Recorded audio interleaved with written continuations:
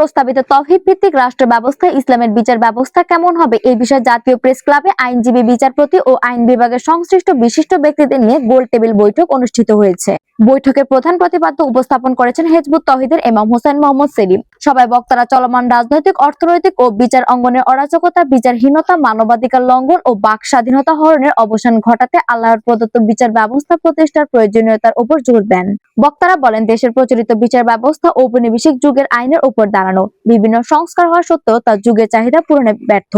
মামলায় দীর্ঘসূত্রিতা, বাদী বিবাদীর অতিরিক্ত ব্যয়, বিচার বিভাগের দুর্নীতি ও রাজনৈতিক হস্তক্ষেপ ন্যায় বিচার প্রতিষ্ঠার বড় বাধা হয়ে দাঁড়িয়েছে। তাই একটি আধুনিক ও গতিশীল বিচার ব্যবস্থা জরুরি। তারা আরো উল্লেখ করেছেন, মহানবী হযরত মুহাম্মদ সাল্লাল্লাহু আলাইহি সাল্লামের সময় আল্লাহর নির্ধারিত বিচার ব্যবস্থা কায়েম হয়, সমাজে নিরাপত্তা ও ন্যায় বিচার প্রতিষ্ঠিত হয়েছিল। সেই ধারাবাহিকতায় হিজবুত তৌহিদ আল্লাহর প্রদত্ত বিচার ব্যবস্থা প্রতিষ্ঠার উদ্যোগ নিয়েছে বলে জানান বক্তারা। এই লক্ষ্যে জনসমর্থন, ঐক্যমত ও জনসচেতনতা গড়ে তুলতেই এই গোল টেবিল বৈঠক আয়োজন করা হয়। বৈঠকে হিজবুত তৌহিদের ইমাম, বিচার বিভাগের সঙ্গে সংশ্লিষ্ট আইনজীবী, বিচারপতি ও ম্যাজিস্ট্রেটদের প্রস্তাবিত ব্যবস্থার রূপরেখা পর্যালোচনা করে মতামত দেওয়ার আহ্বান জানান।